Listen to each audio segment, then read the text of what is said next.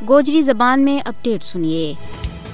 अपनी दीनी गैरत हमीयत वतन और कौम की खातर दिती हुई कुर्बानी कदे ज़ाया नहीं होती, बशर्ते के इन कुर्बानियों को तसलसल जारी रखने वाला और शहीदा का मिशन की हिफाजत करने वाला कौमामा मौजूद हुए। 13 जुलाई को वाक़ो कश्मीर का उन सरफरोशों की जिंदा जावेद कहानी है जिन्होंने दीनी गैरत हमीयत और मिली जज्बा सरशार होके अपनी जाना का नजराना पेश किया और तहरीक आज़ादी कश्मीर में अपनों लहू शामिल करके इस दास्तान आज़ादी ना रौनक बख्शी। यही वजह है कि कश्मीरी कौम हर साल 13 जुलाई को त्याड़ो योम शहदा कश्मीर का नाल मनावे और 1931 का 22 अजीम शहीदाना खराज अकीदत पेश करें, नाले इस अज़म को यादो करें कि जब तक जुल्म जबर और भारतीय गुलामी तो आज़ाद होने वास्ते हक के खुद आरादियत को मौको नहीं मिल जातो, उस वेला तुड़ी कश्मीरियां की जदोजहद जारी रहेगी। 13 जुलाई को वाक़ो तहरीक आज़ादी कश्मीर में संगे मील की हैसियत रखा है। इस वाक़ा ना तारीख आज़ादी को नुक्तो आगाज भी क्यों जाए। 13 जुलाई हिंदू जालम डोगरा हुक्मरान के खिलाफ कश्मीरियों की जदोजहद को एक अहम मोड़ थो।